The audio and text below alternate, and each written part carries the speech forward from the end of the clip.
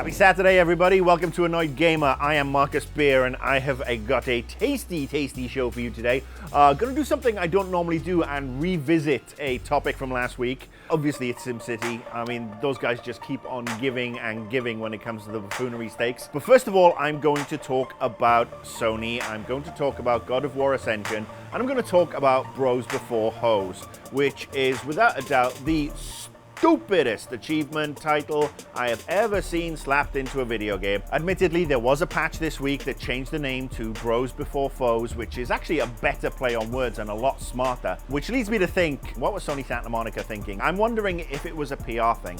I'm wondering if it's one of these stunts that backfired. And let's face it, there's been a lot of PR stuff backfiring recently.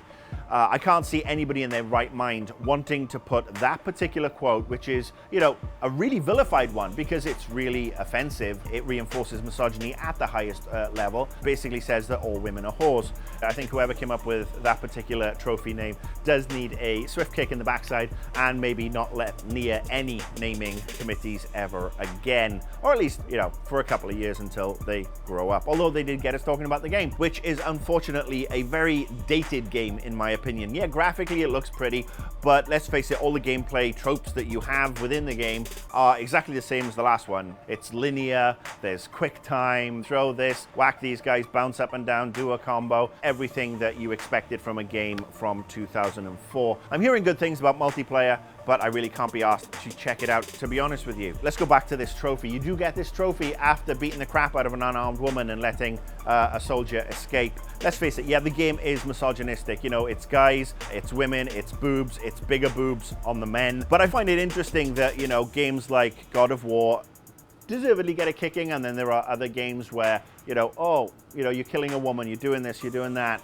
And then you do get Tomb Raider, where Lara spent the entire length of the last game killing hundreds and hundreds and hundreds of men, but they were bad men, so I guess it was is different. I'm not comparing God of War and Tomb Raider. I think they're totally different games. One's really enjoyable, the other one's God of War Ascension. I don't want to get into this whole huge misogynistic discussion. The games industry was formed by and is still mostly populated by guys. Before you get all uppity and everybody starts bitching at me again, I know we've had girl gamers, but the immense proportion have come in the last generation with the accessibility of the Wii and the PS3 and the Xbox. That's why we've seen more and more women come into gaming, which is a good thing because it gives us more options. Now, I'm hoping these women are going off to make more games. I mean, we can have great female role models. Lara Croft, Man Killer, she is a fun role model. I had a blast with that game, I loved it. Assassin's Creed Liberation, Aveline, she is a great, strong role model. Commander Shepard,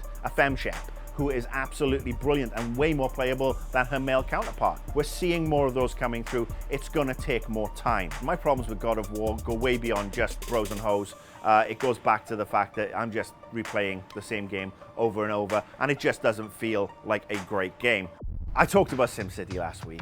It's without a doubt the worst video game launch of the year, and Lucy Bradshaw, nothing against you personally, but I don't think you've really helped things this week. She did a Twitter takeover, she's done a bunch of interviews. Obviously, they're trying to push back on this always on DRM thing, and it's like, oh, it's a fallacy, computations are done server side, that we need this always on internet connection because your PCs can't handle the billions and trillions and squillions and bajillions of computational algorithms that go on and all this sort of stuff. Well, guess what? In this day and age, when you put a quote out like that, somebody's going to try and prove you wrong, and a lot of people already have.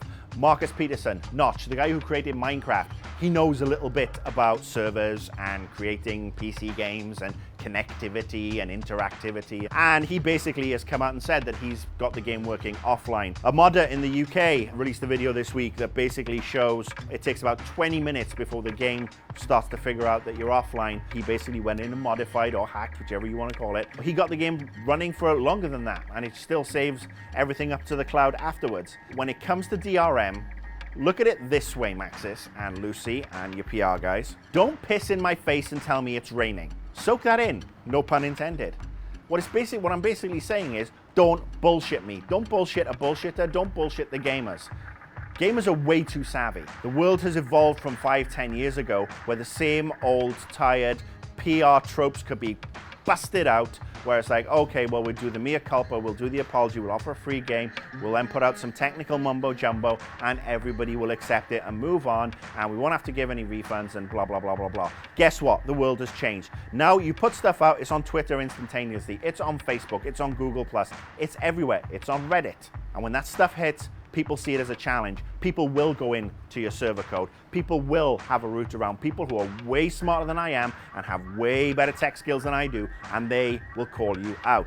Not only that, you'll get people within your own company calling you out. Rock Paper Shotgun did an interview with somebody who works for Maxis. They have to keep him anonymous because guy wants to keep his job. But basically, he totally contradicted everything that's been put out by Lucy and the PR team over the past week. And he basically said that's rubbish. The DRM connection is precisely that. The connection to the servers is basically a standard server connection, just pinging info back and forth. The computations are mostly done on the PC side.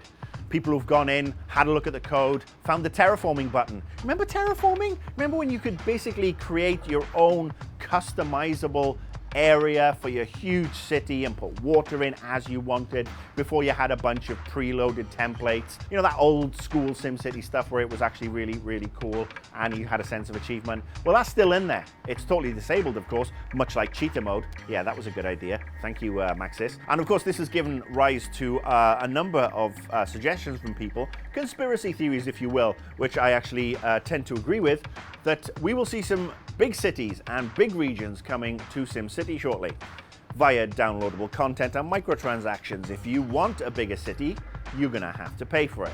If you want to do some good stuff, give us an offline mode. Now, you may not be able to do that right away. Get working on it. Tell us you're working on it. Make us a little happier. You know what else would be cool? Release a server, standalone server code. So let people host their own servers. Give them some LAN support or something so that people who want to go off and play with their friends can throw up their own password protected server and they can go off and not really have to worry about dealing with the vagaries and the inconsistencies of Origin. Basically, give the gamers what they want. Stop treating us like shit. All right, that's it. I'll be back in a couple of weeks. Before you know it, I will be here bitching and moaning again like the pissy pope of gaming that I am.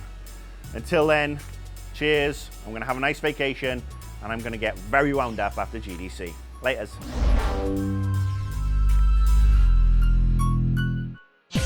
See this and other GT shows and game reviews on the GT Originals iOS app, available now on the App Store.